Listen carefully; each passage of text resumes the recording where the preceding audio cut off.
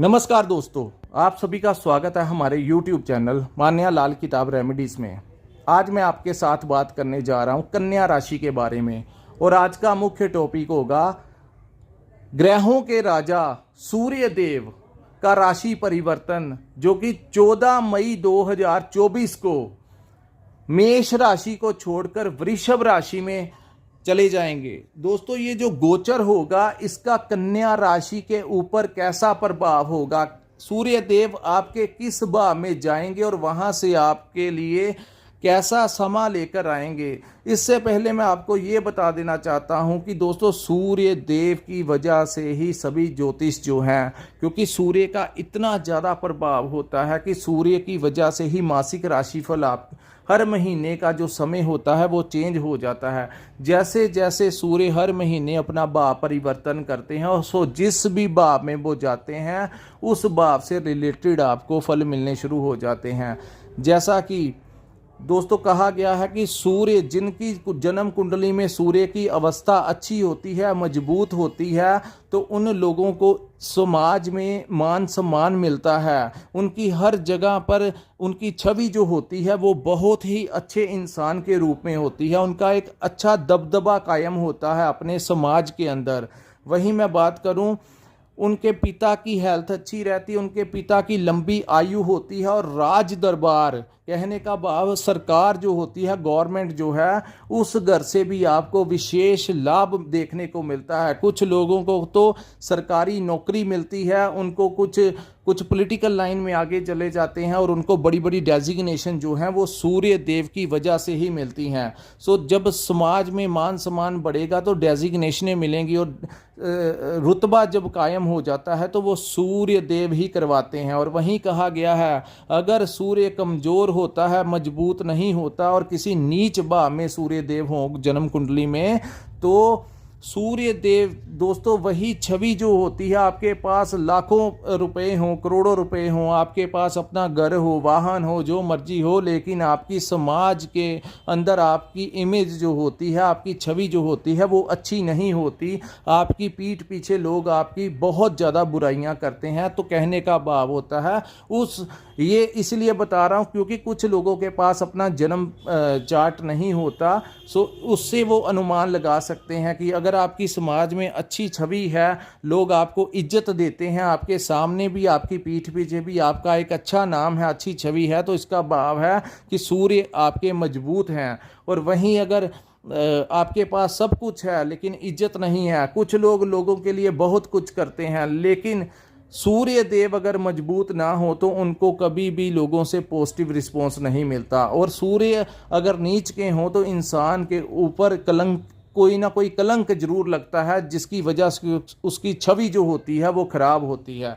सो सूर्य का कितना important role होता है दोस्तों। धन आता जाता रहता है, लेकिन जब प्रेस्टीज ना हो, इज्जत मान ना मिले, तो इज्जत मान अगर आपका होल्ड अच्छा हो तो आप जिंदगी में कुछ भी कर सकते हैं। लेकिन अगर आपकी कोई इज्जत ही नहीं है, आपकी छवि ही नहीं है, तो अगर सूर्य नहीं मजबूत तो आप क्या कर लेंगे, धन ही होगा लेकिन इज्जत नहीं होगी। सो चलो शुरू करते हैं कि कन्या भाव के किस भाव में ये गोचर होगा और वो आपके लिए कैसा समय लेकर आएगा। सो दोस्तों, ये जो गोचर है, अभी तक सूर्य देव आपके अष्टम भाव में गोचर कर रहे थे, लेकिन अष्टम भाव से 14 तारीख जैसे ही आएगी, सूर्य देव अष्टम भाव से निकलकर आपके भाग्य स्थान में चले जाएंगे। दोस्तों, सूर्य देव आपके जहां पर 5 नंबर लिखा है, ये आपके इस भाव के 12वें भाव के स्वामी हैं। सो 12वां भाव जो होता है ट्रैवलिंग के साथ रिलेटेड होता है, यात्राएं करवाएंगे। और जिस घर में बैठे हैं इसको धर्म का घर कहा गया है, इसको पिता का भाव कहा गया है, इसको गुरुओं का भाव कहा गया है, इसको हमारे पूर्वजों का भाव भी कहा गया है। सो इसको सबसे ज्यादा, इस भाव को भाग्य स्थान कहा गया है। सो दोस्तों, इस समय 14 तारीख के पश्चात जो समय आएगा, आपके भाग्य में ये वृद्धि करेंगे। जो कार्य आपके काफ़ी ज़्यादा प्रयास करने के बावजूद भी नहीं होते थे, वो आपके फेवर में वो काम होने शुरू हो जाएंगे। और वहीं मैं बात करूं, धार्मिक यात्राएं संभव होंगी, किसी भी प्रकार से ट्रैवलिंग जो होगी, इस महीने आपकी ट्रैवलिंग जरूर करवा सकते हैं। हो सकता है कि आप अपने गुरु का आशीर्वाद लेने के लिए किसी दूसरी जगह पर चले जाएं। तो ट्रैवलिंग के जरिए आपको लाभ होता हुआ दिखाई दे रहा है। इस भाव को फॉरेन का भाव भी कहा जाता है, विदेश का भाव भी कहा जाता है।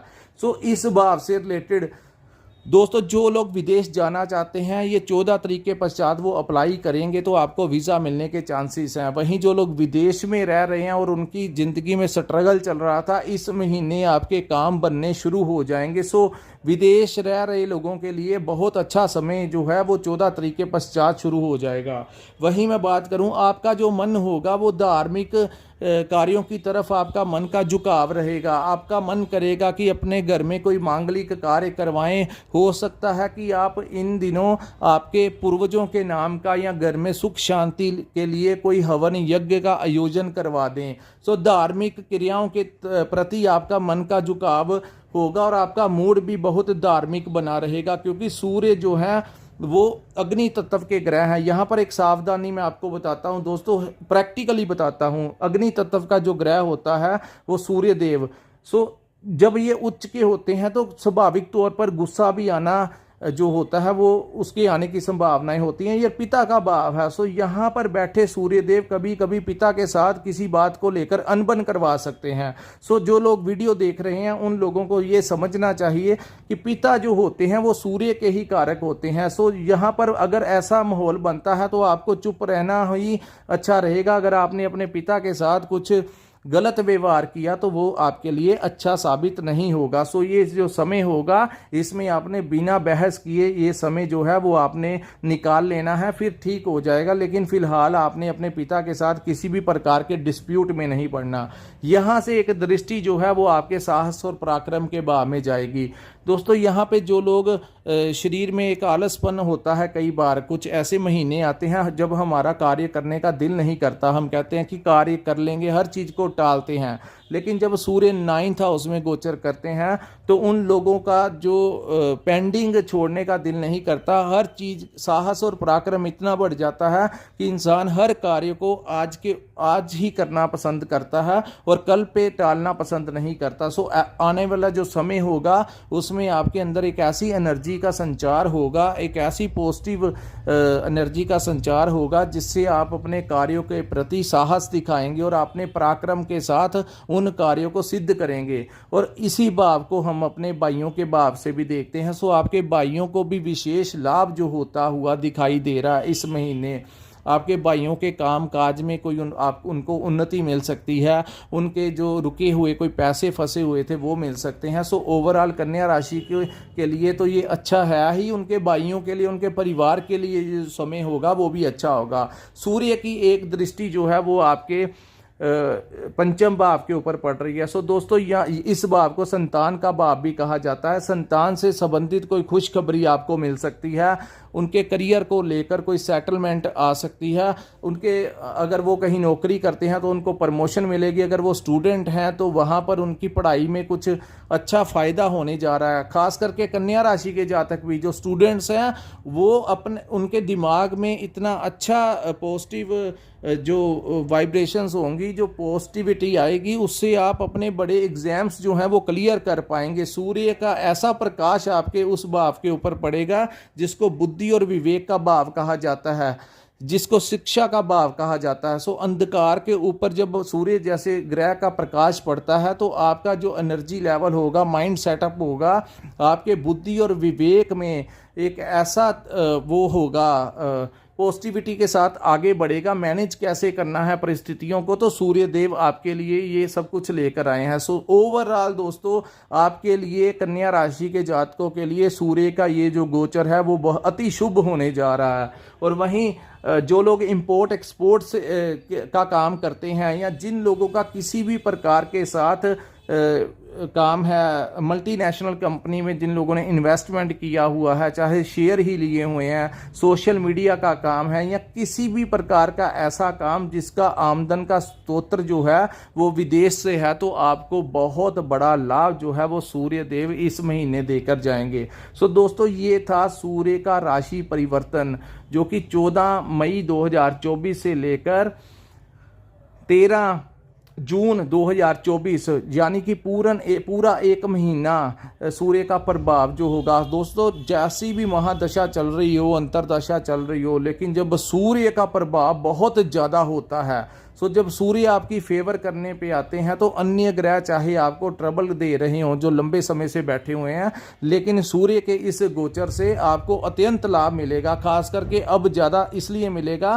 क्योंकि सूर्य के साथ इस महीने गुरु भी साथ में बैठे हुए हैं। सो ये जो लाभ होगा वो आपका डबल हो जाएगा। सो दोस्तों, यहीं पे अगर आपको हमारी ये वीडियो अच्छी लगी हो तो हमारे चैनल को लाइक और सब्सक्राइब करना मत भूलिए, और नीचे कमेंट सेक्शन में कमेंट जरूर किया कीजिए कि आपको हमारी ये वीडियो जो है वो कैसी लगी। वहीं पे जिन लोगों ने अपनी कुंडली का विश्लेषण करवाना होगा, स्क्रीन के ऊपर हमारा एक नंबर शो हो रहा है, वहां पर आप हमारे साथ संपर्क कर अपनी कुंडली का पूर्ण विश्लेषण करवा सकते हैं। सो दोस्तों, इसी के साथ हम अपनी वीडियो को विराम लगाते हैं। नमस्कार, जय माता दी।